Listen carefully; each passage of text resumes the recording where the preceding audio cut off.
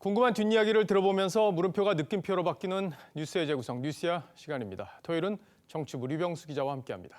자, 류 기자, 첫 번째 물음표부터 얼른 보죠. 네, 첫 번째 물음표는요.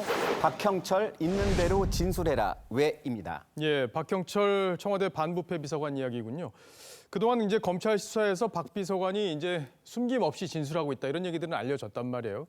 근데 지금 제목을 보니까 누군가에게도 그런 진술을 해라 이렇게 얘기를 하고 있다는 거군요. 네, 그렇습니다. 검찰이 전 특감 반원 대부분을 소환 조사하고 있는데 박 비서관이 같이 근무했던 전 특감 반원들에게 검찰 조사에서 본 대로 들은 대로 사실대로 말하라고 이야기를 했다는 겁니다. 아, 흥미로운 내용인데 자, 어떤 내용들을 사실대로 얘기하라고 하는 건지 그 부분이 핵심이겠어요. 네, 잠시 후에 자세히 설명을 드리고요. 앞서 간단하게 민정수석실 구조를 한번 설명해 드리겠습니다.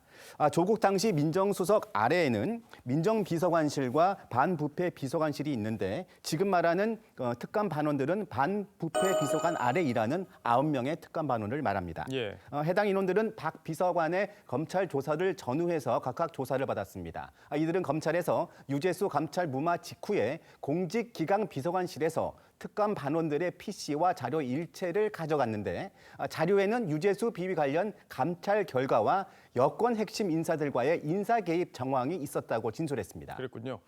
자, 그럼 이제 구체적으로 청와대하고 지금 박형철 비서관 쪽 그리고 그 특감 반원들 네. 그 진술이 다른 부분들이 있잖아요. 그 부분을 좀 따져볼까요? 네, 유재수 전 부시장 감찰 무마와 관련해서는요. 청와대는 품위에 문제가 있으니 참고하라고 금융위에 통보했다고 했지만 박 비서관은 공식 수사를 요구했는데 조국 수석이 주변에서 전화가 너무 많이 온다면서 감찰 중단을 지시했다고 진술했다는 겁니다.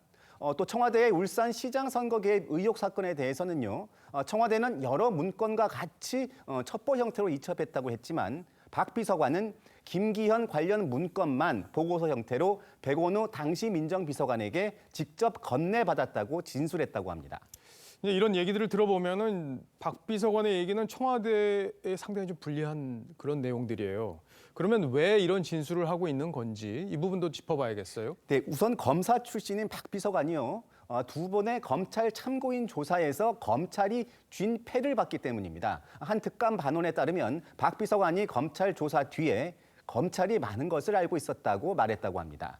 소위 수사 견적을 보고 검찰의 사실대로 말하는 쪽으로 입장을 정리했다는 겁니다. 그러니까 검사 출신이니까 이미 검찰이 수사한 내용을 다 보니까 야, 이거 빠져나가기 쉽지 않겠구나 하고 있는 대로 진술하는 게 오히려 유리하다 이렇게 판단했을 수 있다는 거고요.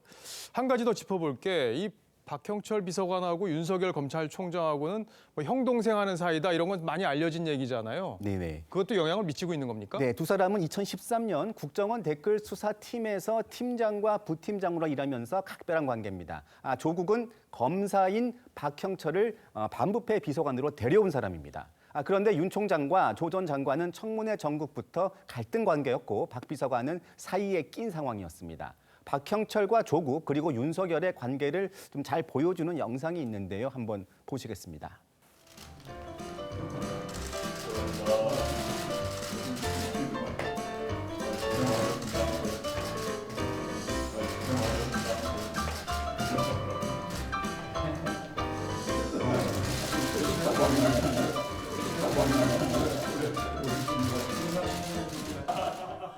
자, 화면을 보니까 이제 윤 총장이 왼손으로 이제 박형철 비서관 등을 치고 그리고 잠시 후에는 박형철 비서관하고 윤 총장 부인하고 따로 대화를 나눌 정도니까 뭐 친분이 보통 넘는다 이렇게 볼 수 있겠어요. 네, 지금 보신 것처럼 그 수사를 지휘하는 윤 총장과의 인간적인 관계가 검찰이 확보한 각종 증거들까지 겹치면서 박 비서관이 적극적으로 진술에 나서게 된 이유라는 겁니다.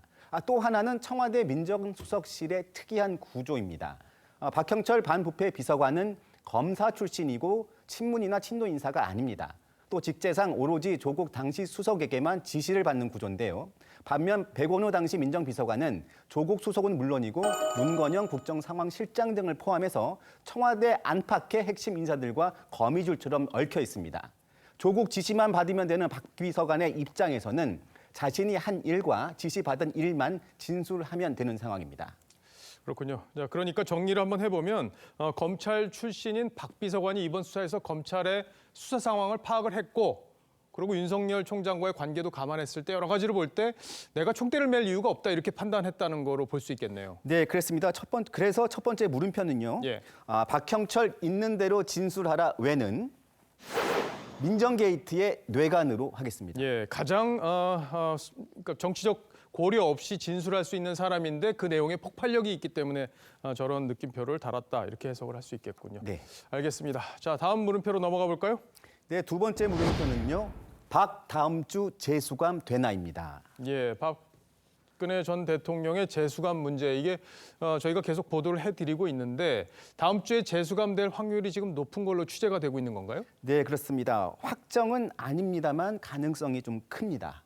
예, 그럼 재수감 된다 이러면 다음 주 언제쯤으로 지금 봐야 되는 건가요? 변수가 있을 수 있지만 변수가 없다면 다음 주 수요일 이전, 그러니까 4일 이전에는 서울 구치소로 돌아가야 합니다.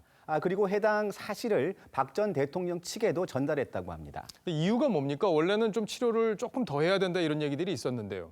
네, 병원 측과 교정 당국 측에서 모두 독촉을 하고 있는 상황입니다. 근데 당초 병원 측은 3달 정도 치료가 필요하다 이런 입장이었고 유 기자도 그렇게 설명을 했었는데 지금 2달 조금 넘은 상황이기 때문에 여유가 좀 있는 거 아니냐 이렇게 볼 수도 있는데요. 네, 병원 측은 병원 주변에 박 전 대통령 이번 찬반 집회가 매일 열리면서 병원 이용객들의 불편 민원이 많다고 전했습니다. 교정 당국 관계자도 특혜 논란으로 입장이 곤란하고 했고요. 박 전 대통령 측은 다른 병원으로 가서 치료를 마치겠다고 요청했지만 교정 당국은 거절했습니다. 근데 지금 물밑에서는 박 전 대통령 측 그리고 뭐 여권 핵심부, 뭐 청와대도 될 수 있고요. 이쪽하고 계속 지금 물밑에서 뭔가 뭐 채널이 열려 있는 상황이잖아요. 네, 채널은 열려 있고요. 하지만 양측 모두 관련 이야기를 극도로 삼가는 상황입니다. 대신 상황을 잘 아는 복수의 여야 인사들을 통해서 내용을 전해 들을 수는 있었는데요. 일단 여권은 시기는 단정하지 못하지만 사면은 긍정 검토하고 있다는 입장을 전했습니다. 시기는 아직까지 대법원 뭐 확정 판결이 다 나질 않았기 때문에 사안별로 좀 다르기 때문에 그 부분이 정리가 돼야 논의가 구체화될 수 있을 것 같고. 근데 박 전 대통령 측에서는 재수감 되는 거에 대해서 어떤 입장이 있을 것 같아요. 네, 관련해서 홍문종 우리공화당 공동 대표는요. 크리스마스가 되면 박 전 대통령이 수감된 지가 1000일이 되는데 고령의 몸까지 불편한 전직 대통령의 재수감은 잔인한 처사라고 반발했습니다. 또 박 전 대통령과 의논해서 중앙지검에 형 집행정지 신청을 다시 하거나 재수감을 막는 모든 방안을 동원할 것이라고 말했습니다. 하지만 검찰은 박 전 대통령이 수감 생활이 불가능할 정도로 아픈 게 아니라는 이유로 2번이나 불허했기 때문에 이번에도 어려울 것으로 보입니다.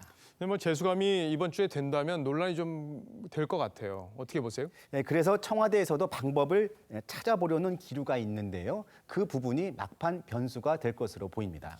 자, 결국에는 청와대 정무수석, 강기정 정무수석이 어떻게 움직이느냐 이 부분이 핵심이 될 것 같은데. 네, 그래서 두 번째 물음표 정리를 해봤습니다. 박 다음 주 재수감 대나는 강기정의 막후 조율로 하겠습니다. 예, 강기정 정무수석이 어떻게 움직이는지 이번 주에는 이 부분을 가장 중요하게 봐야 될 것 같습니다. 자, 오늘도 깊숙한 정치권 뒷이야기 잘 들었습니다. 지금까지 류병수 기자였습니다.